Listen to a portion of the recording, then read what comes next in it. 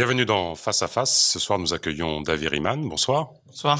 Vous êtes le secrétaire général de l'UTG-EDF, c'est bien cela? C'est cela.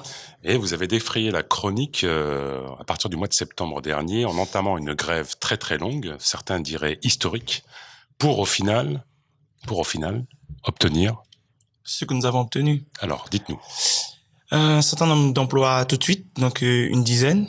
Ensuite, un étalement sur plusieurs années sur les emplois à venir avec les départs en activité.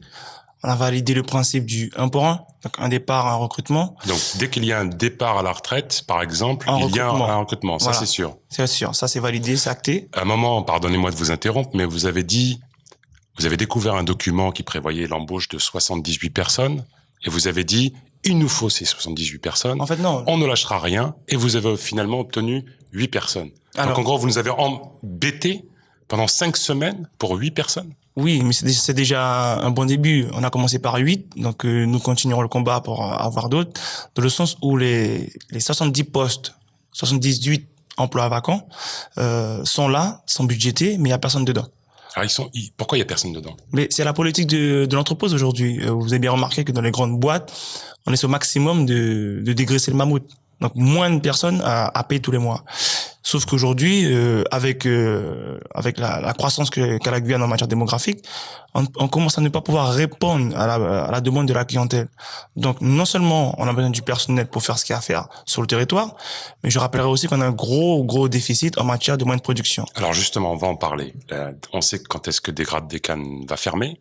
Un de vos arguments qui était légitime, c'était de dire, attendez, on sait quand est-ce que Dégrade des Cannes, qui fournit combien de mégawatts? 72 mégawatts sur le 72 territoire. Pour le territoire va fermer, et on n'a aucune idée, alors où on se parle, de ce qui va remplacer 1, 2, 3, j'ai du mal à trouver mes mots, ce qui va être remplacé par Dégrade des Cannes. Oui, mais justement, alors, le paradoxe, c'est que depuis 2009, la centrale qui devait remplacer celle de Dégrade des Cannes avait déjà été validée, budgétisée pareillement, c'était à peu près 150 millions d'euros à l'époque.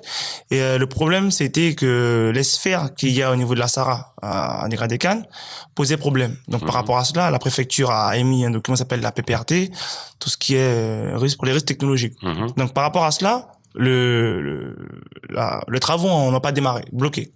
Depuis, nous sommes dans l'expectative. Donc aujourd'hui, ce qui nous pose un souci supplémentaire, c'est qu'on entend, oui, Dégrade des Cannes va fermer, mais on ne sait pas qu'est-ce qu'il y aura derrière. Sauf, je le rappelle encore une fois, 2009, ce remplacement validé, budgétisé. Donc, on ne sait pas qui joue à quoi, on ne sait pas qu'est-ce qu'on veut faire exactement avec Dégrade des Cannes. Sauf qu'aujourd'hui, si Dégrade des Cannes ferme et qu'on n'a pas une centrale de remplacement pour fournir ce qu'il faut sur l'île de Caine et ses environs, on aura de sacrés gros problèmes. Alors, vous avez été associé plus ou moins maintenant grâce au soutien que vous avez eu des politiques, soutien tardif, un peu à la PPE. On n'a pas été associé à la PPE. Vous n'avez pas du tout été associé? Non. Tout ce qui a été fait l'autre jour, c'était une réunion pour informer tout le monde, donc comme une grande plénière des travaux qui ont été effectués. Sauf que nous avons posé plusieurs questions, nous avons émis plusieurs difficultés qui émanent de ce document-là, parce que nous n'avons eu aucun retour. On a eu la réponse de Madame Serdéar qui nous a dit oui, aujourd'hui n'a pas été... Madame Serdéar qui est vice-présidente. Qui est vice-présidente de la CTG et qui a la délégation justement de l'énergie.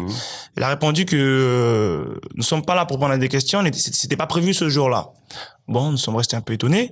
Quoi qu'il en soit, nous avons élaboré un document parce que nous avons transmis à la CTG et l'ADEAL nos propositions par rapport à notre diagnostic factuel, d'accord.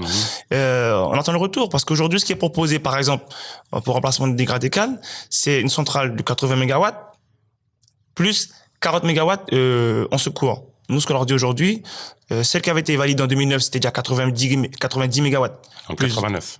En 2009. En 2009. 90 mégawatts plus 20. Là, on demande, il faut faire 100 mégawatts en base plus 40 de secours.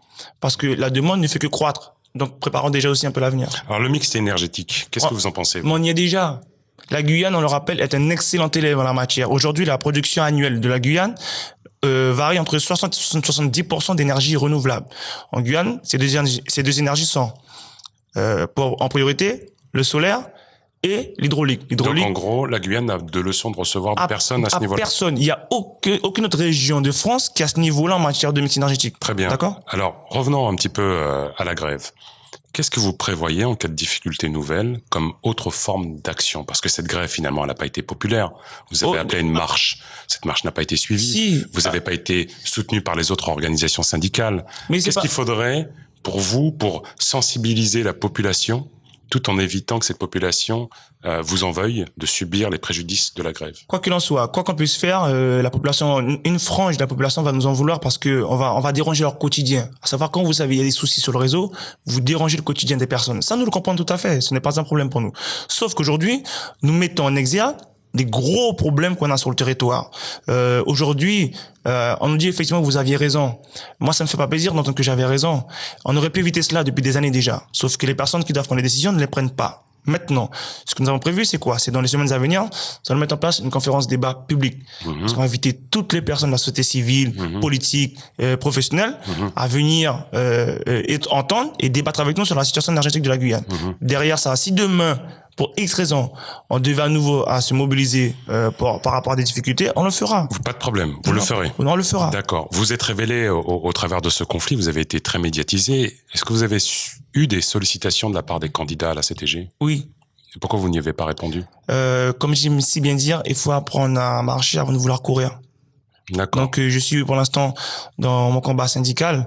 Aujourd'hui, David Riemann, homme politique à terme, pourquoi pas? Oui, c'est possible. Alors pourquoi je dis que c'est possible? Parce qu'aujourd'hui, j'utilise, en fait, au travers du syndicalisme, on se bat contre les injustices, d'accord? Donc moi, c'est mon leitmotiv. Autonomiste, indépendantiste? Je dirais plus autonomiste aujourd'hui. On doit pouvoir avoir la capacité à décider. Pas indépendance, mais non, autonomiste. Si vous voulez, en fait, quand vous êtes sur l'autonomie, c'est que demain vous aspirez à l'indépendance. Mais pareillement, je reprends encore mon adage que j'aime bien. Il faut apprendre à marcher avant de vouloir courir. On ne devient pas indépendant comme ça. Il y a un travail de préparation. Donc, il faut qu'on puisse avoir la capacité à décider, à démontrer que nous avons travaillé ensemble et préparer l'avenir. Donc, c'est un scoop. On est content qu'ATV propose votre candidature éventuelle à un poste politique pour les différents partis. Dernière question. L'État colonial vous envoie sur une île déserte. Quel objet vous emmenez avec vous? Très bonne question. Quel objet j'emmène avec moi?